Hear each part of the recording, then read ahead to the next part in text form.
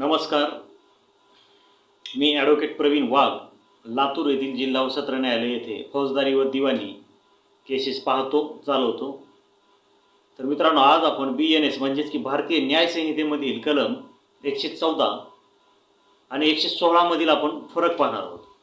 मित्रांनो, ज्यावेळेस criminal cases आपल्या विरुद्ध दाखल होतात, सुरू होतात, त्याची पहिली स्टेज हे दोन कलम आहेत, ज्यामध्ये की कलम 114 हर्ट म्हणजे इजा, दुखापत पोहोचवणे, साधी दुखापत पोहोचवणे.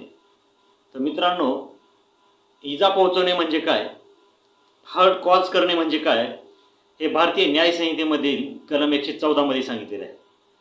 तर मित्रांनो, 114 भारतीय न्याय संहितेप्रमाणे जर एखादा व्यक्ती एखाद्या दुसऱ्या व्यक्तीस causes bodily pain, disease or infirmity म्हणजेच हर्ट होय, म्हणजेच की एखादा व्यक्ती एखाद्या दुसऱ्या व्यक्तीला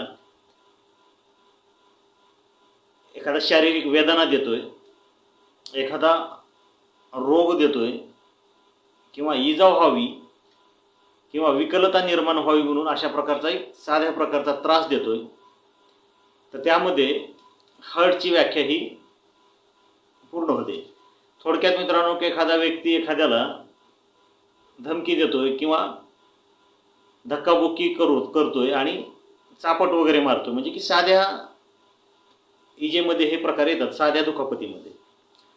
तसेच की जाणून बुजून एखाद्याला एखादा सर्वसाधारण रोग व्हावा म्हणून त्याच्याजवळ जाऊ नका असं प्रतिबंधित केलेलं असताना सुद्धा तो त्याच्याजवळ जातोय, शिंकतोय, खोकतोय, किंवा इतर कुठल्याही प्रकारचा सर्वसाधारण रोग व्हावा अशा इच्छेने तो एखादी कृती करतोय. तसेच इन्फर्मिटी करते, तसंच की विकलता निर्माण करतोय, त्याला की शारीरिक कमजोरी यावी अशा प्रकारचं कृत्य करतोय, म्हणजेच की त्याला आपण हर्ट म्हणतो, म्हणजेच की साधी दुखापत, साधी इजा. म्हणजे थोडक्यात आपण दुखापत देखील त्याला म्हणलं तर वावगं ठरणार नाही. तर मित्रांनो, अशा प्रकारचा साधा गुन्हा ज्यावेळेस आपल्या विरुद्ध रजिस्टर होतो, त्यावेळेस अशा साध्या गुन्ह्याला, अशा साध्या दुखापतीला, सिंपल हर्टला कलम 115 BNS मध्ये शिक्षा सांगितलेली आहे. तर अशा प्रकारचा गुन्हा जर कोर्टात चालला तर हा गुन्हा हा अदखलपात्र असल्यामुळे अशा गुन्ह्यामध्ये FIR म्हणजे की पोलिसात गुन्हा नोंद होत नाही, परंतु अशा प्रकारच्या केसेस या कोर्टामध्ये चालवता येतात. तर मित्रांनो, अशा प्रकारचा गुन्हा नोंद झाल्यानंतर, जर कोर्टात अशा प्रकारचा गुन्हा चालल्यानंतर सिंपल हर्ट या कृत्यासाठी, म्हणजे साधी दुखापत एखाद्या व्यक्तीत पोहोचवली म्हणून अशा कृत्यासाठी अशा प्रकारचा गुन्हा सिद्ध झाल्यानंतर कलम 115 प्रमाणे त्यात शिक्षा सांगितलेली आहे की 1 वर्षापर्यंत अशा व्यक्तीला शिक्षा होऊ शकते. तसेच 10,000 रुपयेपर्यंत दंड देखील सांगितलेला आहे, किंवा दोन्ही शिक्षा त्याला लादल्या जातात, त्याला ठोठावल्या जातात. तसेच मित्रांनो, व्हॉलंटरी कॉजिंग हर्ट 115 मध्ये ही शिक्षा सांगितलेली आपण पाहिली. त्यानंतर मित्रांनो, ग्रीवियस हर्ट, गंभीर दुखापत म्हणजे काय, हे कलम 116 BNSS मध्ये सांगितलेलं आहे. तर गंभीर दुखापत म्हणजे साधी दुखापत वगळता जी इतर दुखापत आहे त्याला आपण गंभीर दुखापत म्हणतो. तर गंभीर दुखापत कलम 116 मध्ये सांगितलेली आहे.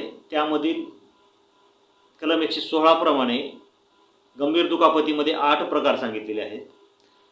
तर अशा 8 प्रकारापैकी कुठल्याही एक प्रकारचं कृत्य जर एखाद्या व्यक्तीकडून दुसऱ्या व्यक्तीला झालं तर त्याला आपण गंभीर दुखापत म्हणतो.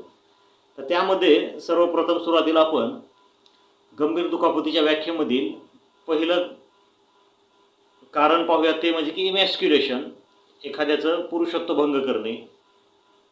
एखाद्या अशा प्रकारची तुमची कृती आहे एखाद्या व्यक्तीची, ज्याने की एखाद्या व्यक्तीचं पौरुषत्व जातं, तो पुरुष म्हणून वैद्यकीय दृष्ट्या व शारीरिक दृष्ट्या तो राहत नाही, त्याचं पौरुषत्व भंग होतं. अशा प्रकारचं जर एखादं कृत्य झालेलं असेल, अशा प्रकारचं एखादं कृत्य कोणी शारीरिक इजा पोहोचून अथवा इतर प्रकारे इजा पोहोचून जर अशा प्रकारचं गंभीर कृत्य केलं असेल तर ते गंभीर दुखापत म्हणजेच की ग्रीवियस हर्ट या डेफिनेशनमध्ये येतं. तसेच मित्रांनो, एखाद्या व्यक्तीच्या मारहाणीमुळे जर एखाद्या व्यक्तीचं permanent privation of sight of आई, म्हणजेच की एखाद्या व्यक्तीचा पूर्णपणे एखादा डोळा निकामी जर झाला, डावा उजवा कुठलाही डोळा असो, जर डोळा कायमचा निकामी झाला, तो व्यक्ती एका डोळ्यानं आंधळा झाला, तो व्यक्ती आता एकाच डोळ्यानं पाहू शकतो, ज्यावेळेस अशी परिस्थिती निर्माण होते त्यावेळेस गंभीर दुखापत पोहोचवली, या व्याख्येमध्ये ती कृत्य मोडतं. त्यालाच आपण ग्रीवियस हर्ट म्हणतो.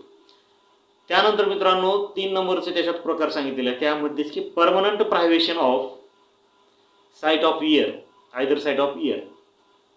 म्हणजेच की मित्रांनो, एखाद्या व्यक्तीच्या अशा कृत्यामुळे एखाद्या व्यक्तीच्या दोन्ही कानापैकी एखादा कान समजा बहिरा होतोय, त्याचा कान एक साईडचा कुठलाही कान त्याचा निकामी होतोय, श्रवण शक्ती त्याची नाहीशी होती. म्हणजेच की थोडक्यात एखाद्या कानाने किंवा दोन्ही कानाने तो बहिरा होतो, कायमचा त्याचा तो कान गमावून बसतो, कायमचा बहिरा होतो. त्यामुळं अशा प्रकारची जर दुखापत झाली तर ही देखील गंभीर दुखापत म्हणजेच ग्रीवियस हर्ट ह्या व्याख्येमध्ये मोडते. त्यानंतर मित्रांनो permanent privation of any member or joint, म्हणजेच की आपल्या शरीरामधील कुठलाही एखादा पार्ट किंवा सांधा जर कायमचा शरीरा वेगळा झाला किंवा कायमचा त्याच्यामध्ये जर दुखापत आली किंवा कायमचा तो नाहीसा किंवा निकामी झाला, म्हणजे आपला हाताचा जॉईंट असो अथवा आपल्या शरीरातील कुठलाही एखादा मेंबर असो, अगर तो जॉईंट असो, तो जर नाहीसा झाला, कायमस्वरूपी बधीर झाला, कायमस्वरूपी वेगळा झाला शरीरापासून, किंवा शरीराला आहे परंतु काहीच काम करत नाही तो, म्हणजे कायमस्वरूपी त्याला की एक प्रकारची बधिरता आलेली आहे की आता तो तुमचा हात असेल, पाय असेल अथवा शरीराचा कुठलाही भाग असेल जो की तो आता पूर्वीसारखा नैसर्गिकरित्या काम करत नाही किंवा त्याला चालना मिळत नाही. तर अशा प्रकारचं कृत्य देखील गंभीर दुखापत या व्याख्येमध्येच मोडलं जातं. त्यानंतर मित्रांनो permanent disfiguration of head or tooth face. मित्रांनो एखाद्या व्यक्तीच्या कृत्यामुळे जर एखाद्या व्यक्तीचा चेहरा जर त्याचा विद्रूप झाला किंवा खराब झाला तर हे देखील कृत्य गंभीर दुखापत या व्याख्येमध्येच मोडतं. त्यानंतर मित्रांनो पुढील दुखापत जी आहे ती म्हणजे फ्रॅक्चर आणि और डिसलोकेशन ऑफ बोन और टूथ. मित्रांनो ज्यावेळेस एखाद्या व्यक्तीच्या कृत्यामुळे एखाद्या व्यक्तीला फ्रॅक्चर होतं, एखाद्या व्यक्तीचं हाड तुटलं जातं किंवा हाडामध्ये चीर पडली जाते, सांधी पडल्या जातात किंवा डॅमेज झालं जातं, त्यासोबत एखाद्या व्यक्तीचे दात पाडले जातात किंवा दात एखाद्या व्यक्तीच्या कृत्यामुळे एखाद्या व्यक्तीचे नैसर्गिक असलेले त्याचे दात हे निघून पडतात, तर अशा प्रकारचं कृत्य देखील ग्रीवियस हर्ट म्हणजेच की गंभीर दुखापत या व्याख्येमध्ये मोडतं. त्यानंतर मित्रांनो 8 नंबरचा प्रकार आहे, त्यामध्ये की जर एखादं आपलं कृत्य एखाद्या व्यक्तीचं कृत्य अशा प्रकारचं असेल की एखादा व्यक्ती हा 15 दिवस जवळपास दवाखान्यामध्ये ॲडमिट आहे किंवा त्याला 15 दिवस पूर्वीसारखं 15 दिवस त्याला नॅचरल त्याची नैसर्गिकरित्या त्याला हालचाल करता येत नाही, 15 दिवस त्याच्यावरती विलाज चालले किंवा असं एखादं कोणतंही कृत्य जे की जीविताला हानिकारक आहे, डेंजरस टू द लाईफ आहे किंवा पूर्वीसारखी तो त्याची हालचाल करू शकत नाही, तर 15 दिवसाची नवीन व्याख्या आलेली आहे. यापूर्वी 20 दिवस सांगितले होते, आता ते 15 दिवस सांगितलेले आहे. तर या 8 प्रकारामधील कुठलाही असो, पौरुषत्वभंग असो, तुमचा कायमचा डोळा गेलेला असेल, तुमचा कायमचा कान बधीर झालेला असेल, तुमच्या शरीराचा एखादा मेंबर किंवा जॉईंट जर परमनंट प्रायव्हेट झालेला असेल